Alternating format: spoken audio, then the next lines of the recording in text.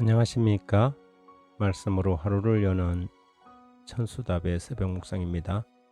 요한계시록 7장을 묵상합니다. 하나님의 인인가 짐승의 표인가. 계시록 7장은 일종의 삽입 장면입니다. 6장 말미에서 그런즉 누가 서리요라고 물었는데 거기에 대한 대답으로 등장하는 장면이 7장이지요.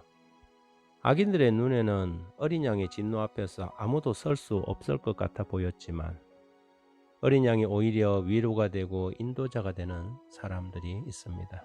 그들이 바로 7장에서 소개되는 14만 4천인과 흰옷 입은 무리들입니다.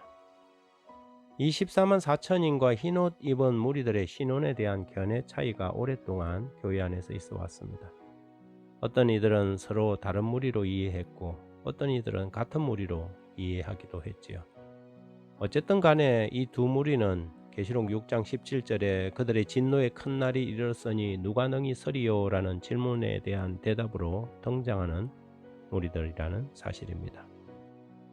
7장은 시작부터 바람을 붙잡고 있는 천사들 이야기로 들어갑니다. 성경에서 바람은 재앙이나 전쟁을 상징해 왔지요. 온 세상을 뒤엎는 그 바람이 놓이기 전에 급히 마쳐야 할 일이 있는데 하나님의 백성들의 이마에 인을 치는 것입니다. 인을 친다는 것은 소유 곧 하나님의 백성으로 인정된다는 뜻이지요. 5장에서 보좌에 앉으신 이의 손에 들린 인봉된 책에 7인을 떼면서 이 사건들이 전개되는데 6째 인을 뗄 때 그 과정이 큰 환란이 일어나고 그리스도의 재림으로 연결되면서 마지막 시대의 장면이 연출됩니다. 그때 바로 이 인치는 사업이 진행될 것입니다.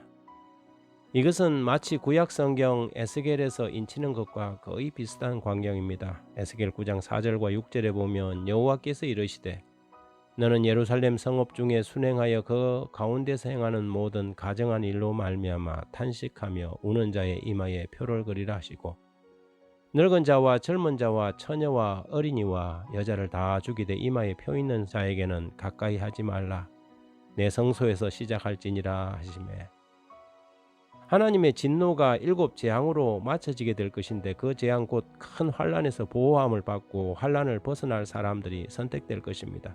그들은 어린 양의 피에 자신의 두루마기를 씻어 희게 하고 어린 양이 어디로 인도하든지 간에 따라감으로 성령으로 인침을 받은 사람들이지요. 물론 모든 시대마다 구원받은 사람들은 성령으로 인침을 받겠지만 특별히 이 마지막 시대에 그 절정에 이르게 될 것입니다. 사탄도 자기의 인 곧 짐승의 표로서 자기 백성들을 구분지을 것이고 하나님은 짐승에게 굴복하지 않고 어린 양의 인도를 받는 그분의 백성들을 구별해낼 것입니다.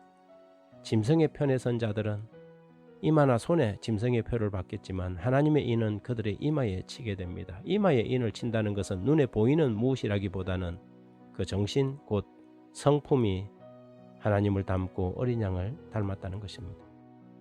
누가 하나님께 충성스러운 백성인지가 마지막 시대에 드러날 것입니다. 시련의 바람이 불어오고 누구든지 죽이라는 사형명령이 떨어지면 누가 진정으로 하나님의 인을 받은 14만 4천인에 속하고 누가 짐승에게 굴복한 사람인지 분명하게 드러날 것입니다.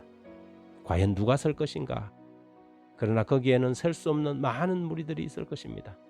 엘리야의 눈에는 희귀하게만 보이던 사람들이 하나님의 눈에는 바알에게 무릎 꿇지 않는 7천이나 남아 있었던 것처럼 셀 수 없는 많은 무리들이 마침내 승리하고 시온산에 서게 되겠지요. 계시록 7장 9절 10절에 이 일 후에 내가 보니 각 나라와 족속과 방언과 백성에게서 아무도 능히 셀 수 없는 큰 무리가 나와 흰옷을 입고 손에 종려가지를 들고 보좌 앞과 어린 양 앞에 서서 큰 소리로 외쳐 이르되 구원하심이 보좌에 앉으신 우리 하나님과 어린 양에게 있도다 하니 7장의 예수님은 어린 양에서 목자로 변신합니다. 어린 양은 그분의 희생을 그리고 목자는 그분의 인도자적 사역을 표현한 것이지요. 그분은 마침내 그 백성들의 눈에서 모든 눈물을 닦아 주실 것입니다. 하나님 아버지 바야흐로 큰 바람이 불려고 합니다. 우리는 긴급하게 각 영혼의 안전을 위하여 입맞을 준비를 갖추라는 통보를 받습니다. 이 엄숙한 시대에 우리 자신을 돌아보고 통회하는 마음으로 주님께 나아가게 하소서. 무엇이든지 죄악으로 기울어지는 모든 것들을 버리고 오직 주님만 바라보게 하시며 정결한 신부처럼 말씀의 등을 켜서 들고 세상의 어두운 곳을 비추게 해 주십시오. 오늘도 주님께 영광을 돌리도록 우리를 인도해 주시길 예수님 이름으로 기도드립니다. 아멘.